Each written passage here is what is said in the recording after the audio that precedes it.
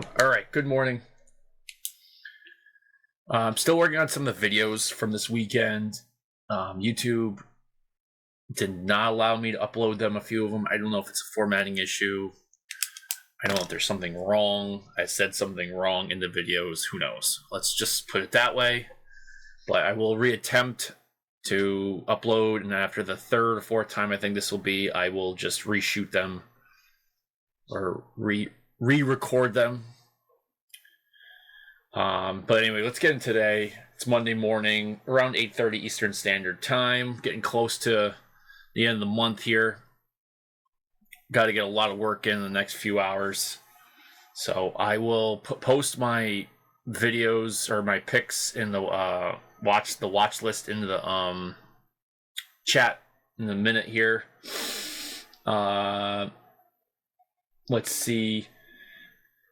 SGMO, it dropped even lower this morning real quick, and now it's hammering up.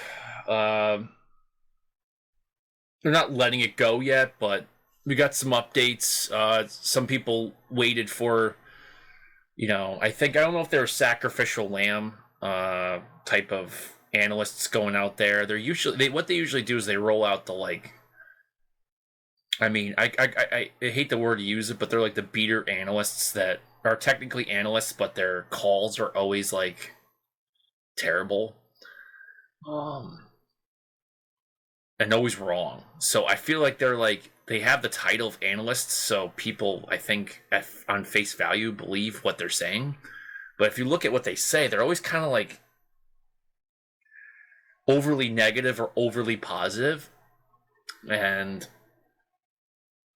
therefore almost always wrong. So I always feel like they're the guys that they call up. They're like, all right, we need to get a narrative out there. So we're going to call up, Dave, have him, cover this situation.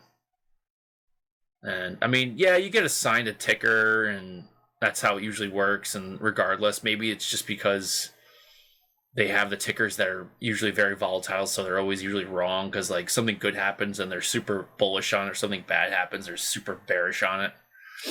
And so, at one point they're kind of right, but ultimately they're wrong.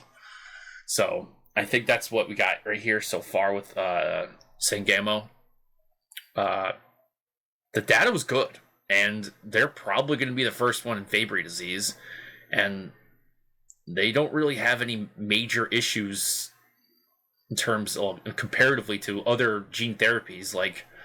Zinc finger technology right now is still, although might not produce the absolute best results efficacy-wise, theoretically, so far in the clinic it's been good, but, there might be, CRISPR, and there's a few, obviously the newer next-gen gene editing might ultimately produce something better, but they've yet to be, obviously proven to be ultra safe, whereas zinc fingers so far, I don't think they've had any major issues, so, and the efficacy is good enough. So they might be the first one in Fabry disease, and now they're finally getting some updates this morning with, so we got Wedbush coming out. They got, $16 price target. It was trading at $260 this morning. So I don't know. This is after people lowering their price targets. These guys are fine. They're doing great. They're still bringing in revenue from their partnerships. They're doing fine. So that was obvious. This was one where you look at it, and the narrative that's out there is a load of garbage. So I took advantage of it. It was obvious that, the sell-off was nonsense, and you just take advantage of it. That doesn't mean it doesn't roll back over, which is just another buying opportunity. Anyway, S-Gen, C-Gen looking like they're going to get bought out. I saw it 190 this morning. Was that the high? Yeah, just a little bit over that. I don't know if that's the number that they're looking at, but Pfizer looks like they're going to take them out. That's smart on both sides. Seagen, depending on the deal, Seagen, that's a decent price for them. I would think they would want more. Maybe, I know they were looking for more prior, so I don't know if that's the number. Maybe that's just where the market took it because that's where I think the people think they were supposed to be valued at. I know Sejan wants more than that, so maybe it is around 200. And Sejan's might looking for some CVRs or something like that. But either way, congratulations if you got in on it. It's been a while. I don't even think. Actually, I'll be honest with you. I don't think it's ever come down for us. I've been in on it, so it's been a long-standing position for me. She has done very well over the last few years. Jeez, I remember it was at 40. Yeah. In the 40s, so that was a long time ago. 40, 50, yeah. I know I got when so she was like, what'd that be? So like October-ish of 17? So when I know I got in like around there, yeah. So, yeah, it was around 40, 50 bucks a share. So that's been a long-standing position for for several years now.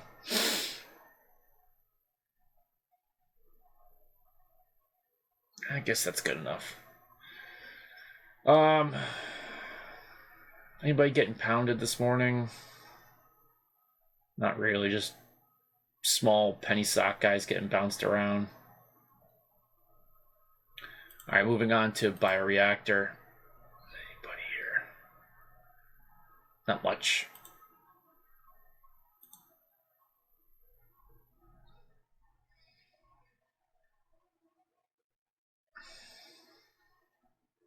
I have this at 25. I think I might, if it drops to 25, I'll grab some.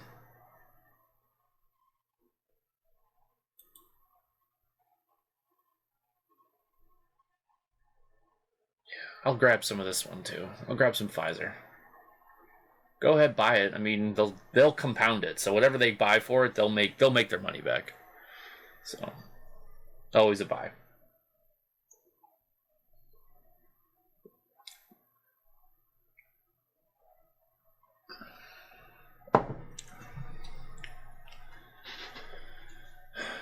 This is great because if it's a buy, they'll make money with it. And if they don't buy it, then it's a discount on Pfizer for what the cash they have. Whatever it is. So I'll probably buy some Pfizer today at some point. See if we can find a reversal there.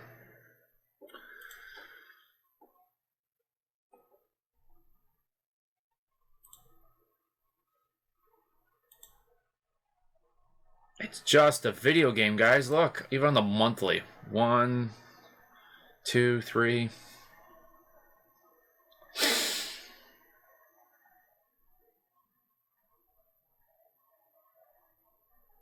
Yeah, this is weakness, so we gotta wait. It's below the. If it hammers up, then it might be a spot to add to DGX. Love Quest. All right, actually, I'm kind of doing this in reverse here. Let's see how we're doing. Speculative stuff got hammered last week. Looks like we're still gonna bump it up another 50 basis points here.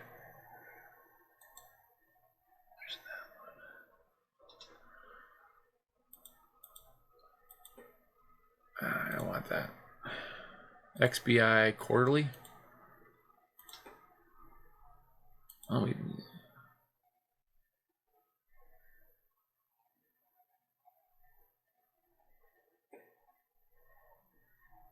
so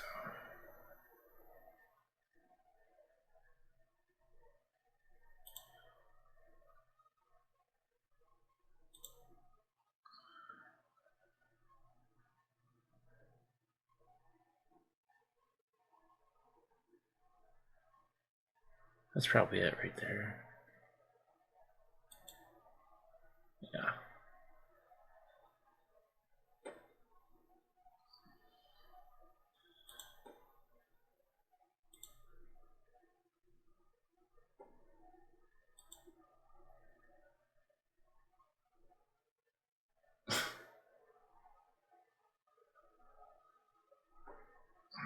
Almost a whole year, and a whole other year before we might be able to get out of this.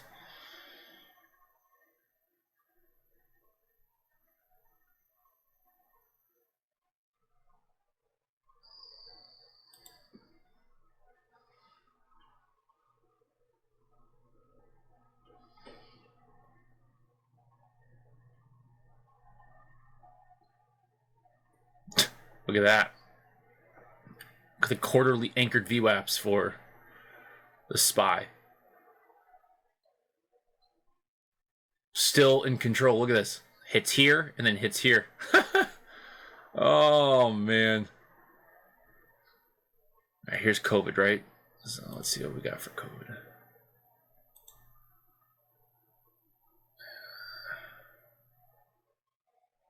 So she, yeah, see, like, got hammered and then rejection. So came up, rejected.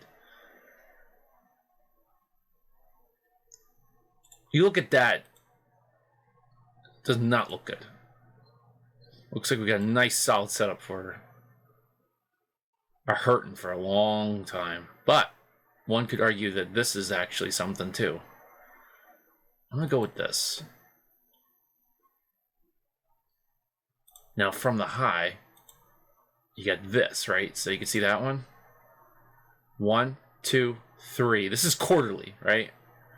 Now we busted up, and now we're gonna we're above it now. Now, of course, there's probably at least another one, maybe 2 or 3 in here.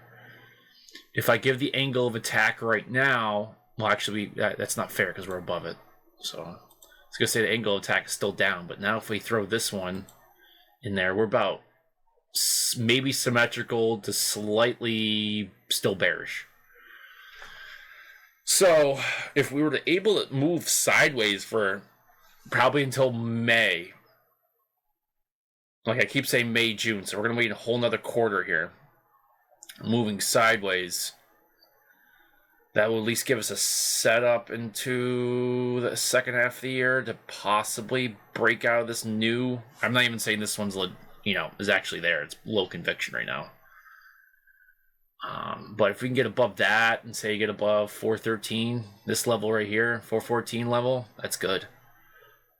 Also, if you look at this quarterly, it just shows you what's going on here, right? I mean, we've been grinding.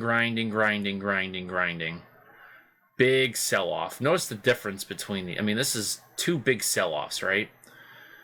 Now, we came down and we hammered up.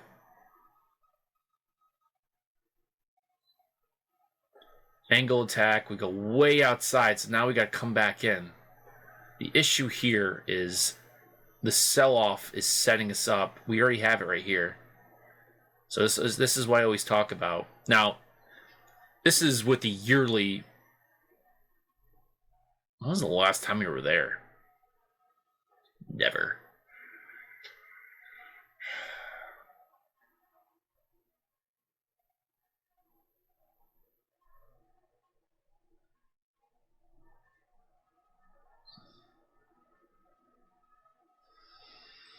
But you can see why we kind of had a moment where the yearly's rising and the quarterly drops down low enough while the yearly's rising. That gives us that snapback. Now we have an issue where the yearly's starting to fade, and then we had that last gasp up here. So whenever you see the lower, or the smaller time frames overshooting a declining larger time frame, so in this case, quarterly overshooting the yearly RSI, we're going to usually get a good flush out. This happened on the monthly, the daily and the monthly was a washout here, right? So this was actually a technical setup. Now, of course, now remember, the headlines were like, COVID was an issue well before that. So this sell-off here in this quarter was, well after COVID was a thing. I shouldn't say after, but it was starting to become a concern, and it weakened up real quick.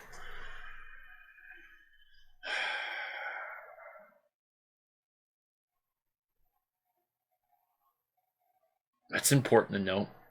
Look at the volume in comparison to the quarter before and after.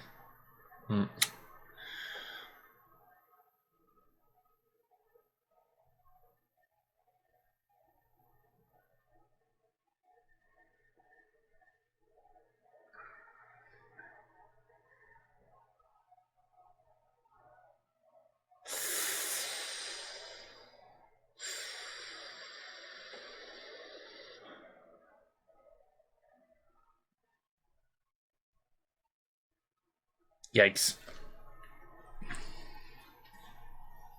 Look how big the Keltner channel is here. We are just expanding.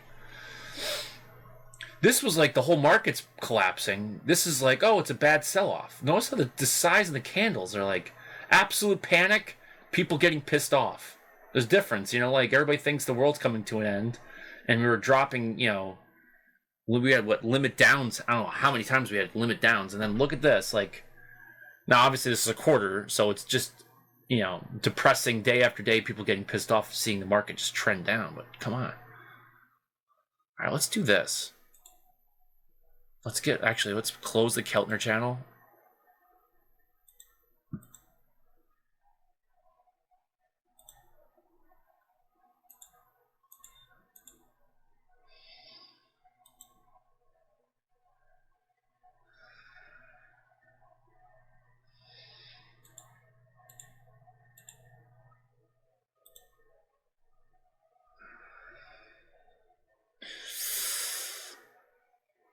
Oh boy.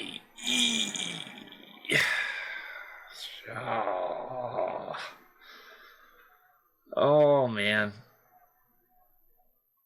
She's getting compressed between the two. Look at that.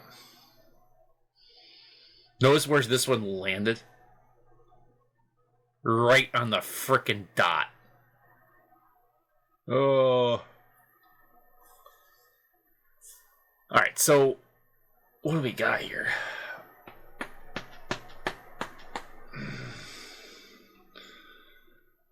What are they messing with here?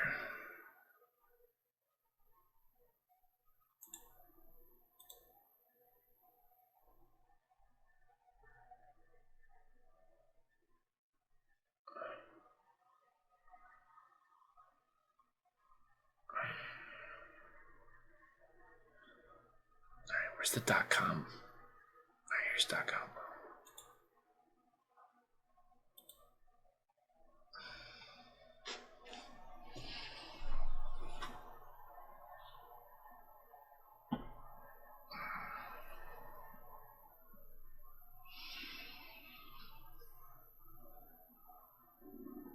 What games are we playing, boys?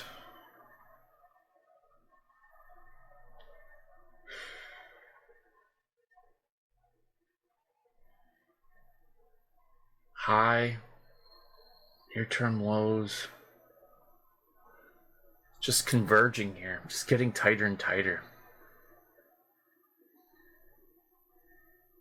That's a gap and a half.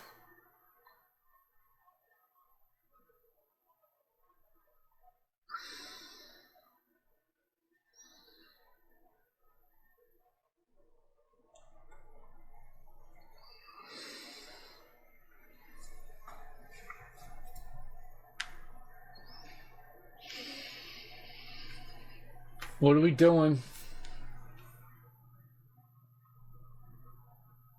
Now, if I put the, you know what, here, this is the crazy part.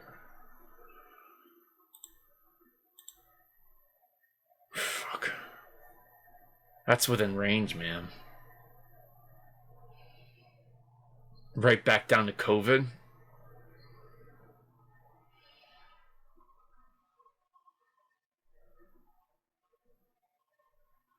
Now, we don't have a Keltner channel, but notice, like, when we fail and we need, like, where are the really long-term bottoms? They are outside the bottom of the Keltner channel after years of grinding up. After years of grinding up. We didn't get there yet. Here. Now, the game plan could be we establish a lower high at some point this year or next year, and that'll give enough time for this Keltner channel to grind up and these anchored VWAPs to grind up, and then once they can crack these guys, there still be a significant gap enough here, as well as this Keltner channel to be up. Now, I'm in this range. I'm just showing the gap here, right? Not necessarily the prices that we're talking about. But we could easily just grind up, maybe get a, like I said, a lower high set in. And then that's when they're able to just cut through this and then find a way to retest this low.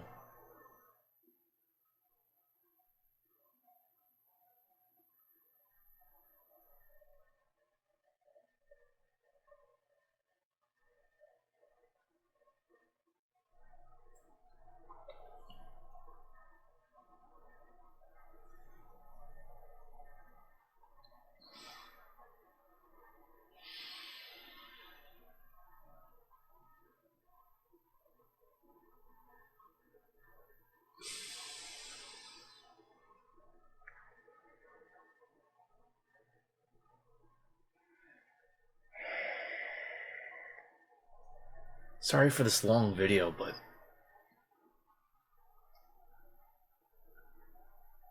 look at the SPY here. So it gets up, goes out, comes down, meets the middle of the Keltner channel, rides up the Keltner channel, like wants to stay above it, right? Then she runs into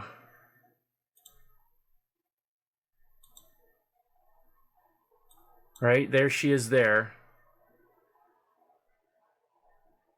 Has a moment here, but still gets owned and pulled down. Finds the bottom, still resists, finally pops up, and then grinds. And we just grind. Get outside several times. Financial crisis. Something bad's happening. We need a market to pull over. Right?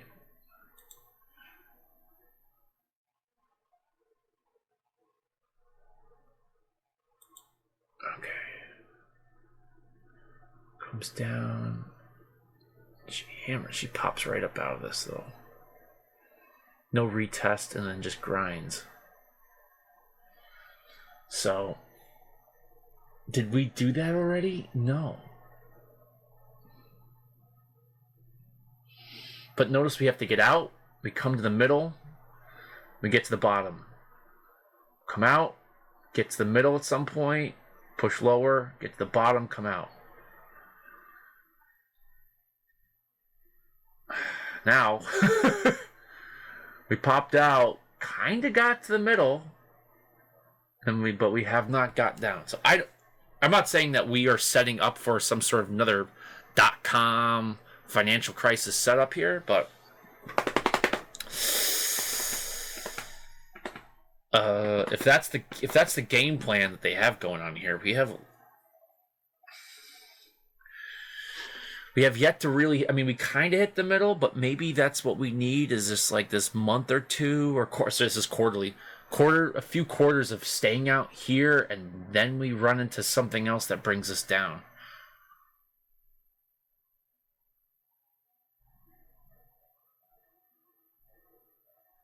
Now, for me, this quarter we would have to, in the next few months here, we'd have to really get hammered back down close to lows, if not to the lows. We'd have to get to this 350 level. And in that case, we could say this was just a little pop-out outlier. Because we could get up to here, but you could still basically get smashed down. This can just be a long wick. So we'd have to close this quarter at least below 377. Right? So this next month or so is going to have to get really ugly.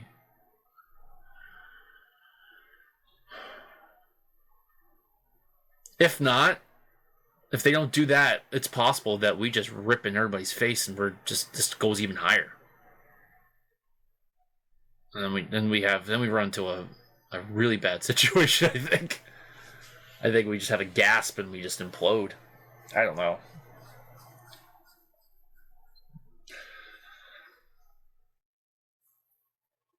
I'd say the daily technicals tells us that we does not look good for this next week or so, maybe even a month. Quarterly's telling me we haven't, maybe, unless it gets really, really ugly quick, we still have another move higher at some point. Probably in the, like I said, probably around June, July. Sets up for a good strong end of 23, and then 20, at that point we'd be at that, maybe a higher, set in that higher low, or lower high, sorry. And then we start to see this move. if they really think we need to do one of these guys, which is we're too far out, we got to get to the middle, catch some people, and then put the pain in, right? Get to the bottom, and then we can finally come up. I mean, I doubt they're gonna allow it. I mean, this would be absurd. This would be like just go sell every asset at the, and just if we get to that soon, I don't know. I think they need us to move sideways to cool off this Keltner channel, right?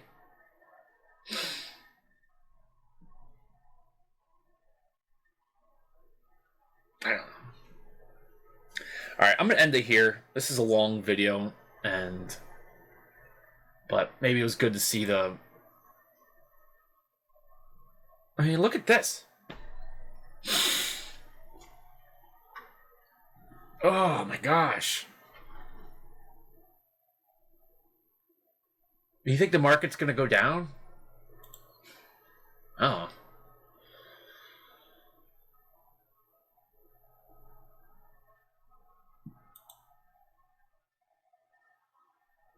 It's crazy to think Pfizer's like back in the day. If I only knew. If I only knew. Actually, I didn't, but so close. That would have been so great. Look at that. Let's see if this can tell us anything, right? Because the game's been set back here.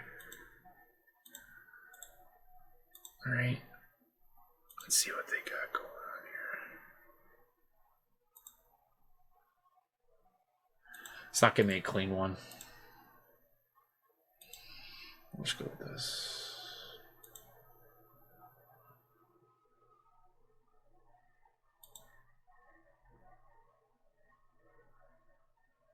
Pfizer at 30 something? Give it to me.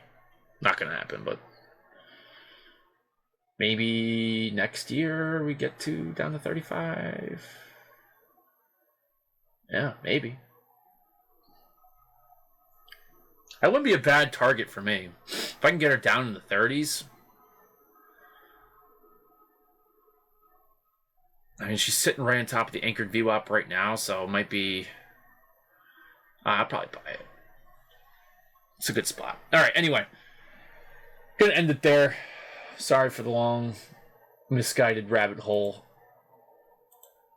So Pfizer, SGMO, it's definitely in there. Any one of these guys? Not much. Kano I might be dipping into again.